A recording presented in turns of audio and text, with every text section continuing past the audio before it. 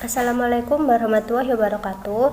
Perkenalkan, nama saya Dinda Dwi Lestari dari kelas 12 IPS 1 nomor absen 10.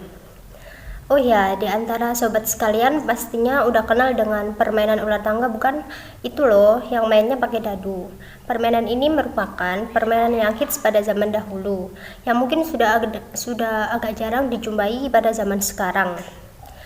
Pada permainan dadu, cara bermainnya cukup mudah, yakni kita hanya tinggal melemparkan dadu sebagai dasar untuk menggerakkan bidak dari satu petak ke petak yang lainnya.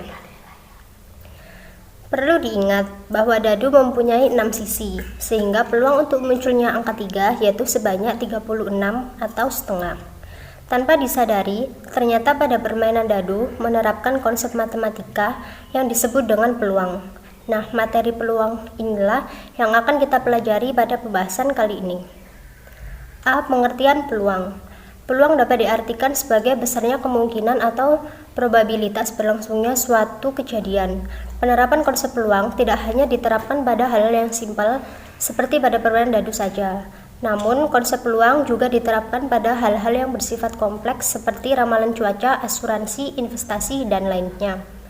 B. Konsep dasar peluang. Konsep dasar peluang meliputi ruang, sampel, dan titik sampel. Berikut uraiannya. Ruang sampel yaitu himpunan semua kemungkinan hasil yang diperoleh dari suatu percobaan.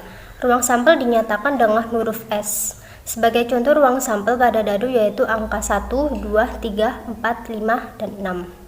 2. Titik sampel. Titik sampel yaitu bagian dari ruang sampel. Titik sampel contohnya pada saat kita melemparkan sebuah dadu, salah satu kemungkinan angka yang akan keluar adalah 4. 1. Peluang klasik. Peluang klasik adalah peluang pertama yang dipelajari oleh para matematikawan di abad ke-17 dan 18. Semua kejadian yang akan terjadi ditentukan melalui ruang sampel. Pada peluang jenis ini, semua kejadian diasumsikan memiliki peluang yang sama untuk terjadi. Misalnya, kamu mengambil satu kartu Bridge. Masing-masing kartu Bridge yang kamu ambil memiliki peluang yang sama, yaitu 1/52. Untuk menentukan peluang kejadian A, kamu harus membandingkan antara banyaknya kejadian A dan banyaknya keluar ruang sampel. Secara matematis, kejadiannya sebagai berikut.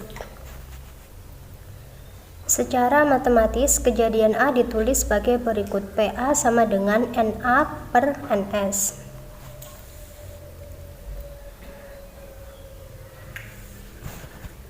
Dua, kejadian-kejadian komplement. Konsep penting lainnya yang harus kamu pelajari di materi peluang ini adalah kejadian yang saling berkomplement. Komplement kejadian A adalah kejadian yang terjadi di ruang sampel selain A. Kejadian komplement ini biasa dinyatakan dengan A komplement. Secara matematis dirumuskan sebagai berikut. N A komplement sama dengan NS dikurangi NA. Mengingat semua jumlah kejadian sama dengan 1, maka persamaan di atas menjadi seperti berikut. PA plus PA komplement sama dengan 1 atau PA komplement sama dengan 1 dikurangi PA. 3. Peluang empirik. Peluang empirik adalah peluang suatu kejadian yang diperoleh dari hasil observasi atau kejadian nyata. Secara matematis, peluang empirik dirumuskan sebagai berikut. PA sama dengan frekuensi terjadinya kejadian A per total frekuensi sama dengan FA per N.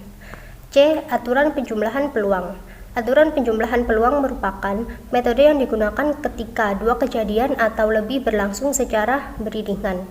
Satu kejadian tidak saling lepas. Contohnya saat pemilihan ketua OSIS. Saat memilih ketua OSIS, kamu ingin tahu apakah calon ketua OSISmu ganteng dan pintar, atau pintar saja tetapi tidak ganteng, atau ganteng saja tetapi tidak pintar.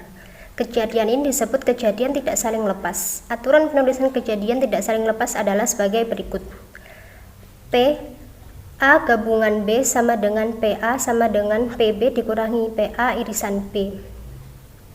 Dua kejadian saling lepas. Contohnya adalah kamu ingin tahu apakah calon ketua OSIS-nya laki-laki atau perempuan.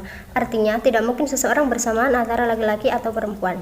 Dengan demikian, kejadian tersebut dinamakan kejadian saling lepas. Secara matematis dirumuskan sebagai berikut. PA gabungan B sama dengan PA plus PB. D. Aturan perkalian peluang. Pada prinsipnya, aturan perkalian hampir sama dengan penjumlahan. Hal yang membedakan adalah contoh kasusnya. 1. Kejadian tidak saling bebas. Misalnya kamu memiliki 3 lusin buku dengan rincian 1 lusin buku sains, 1 lusin buku fiksi, dan 1 lusin buku novel. Saat kamu mengambil sebuah buku tanpa pengembalian, tentunya akan berpengaruh pada jumlah keseluruhan buku kan? Artinya, peluang pada pengambilan kedua berbeda dengan pengambilan pertama karena buku tidak dikembalikan kembali. Secara matematis, kejadian tidak saling bebas kejadian A dan B dirumuskan sebagai berikut. PA irisan P sama dengan PA dikurangi PBA. Kejadian saling bebas. Contohnya, kamu melemparkan koin dan dadu secara bersamaan. Kamu ingin tahu peluang munculnya koin bergambar angklung dan dadu bernomor 5. Jelas bahwa koin dan dadu tidak saling berpengaruh satu sama lain. Kejadian ini disebut kejadian saling bebas. Secara matematis, kejadian A dan B saling bebas dirumuskan sebagai berikut. PA irisan B sama dengan PA dikurangi PB. Yang E, peluang kejadian bersyarat. Pada keadaan tidak saling bebas, kamu mengenal persamaan berikut. PA irisan B sama dengan PA dikali PB tegak lurus A. Jika kedua ruas dibagi PA, diperoleh PA irisan B per PA sama dengan PA dikali PB tegak lurus A per PA. PB tegak lurus A sama dengan PA irisan B per PA. PB tegak lurus A dibaca peluang kejadian B terjadi setelah A. Nah, sekian yang dapat saya jelaskan. Mohon maaf apabila ada salah kata. Wassalamualaikum warahmatullahi wabarakatuh.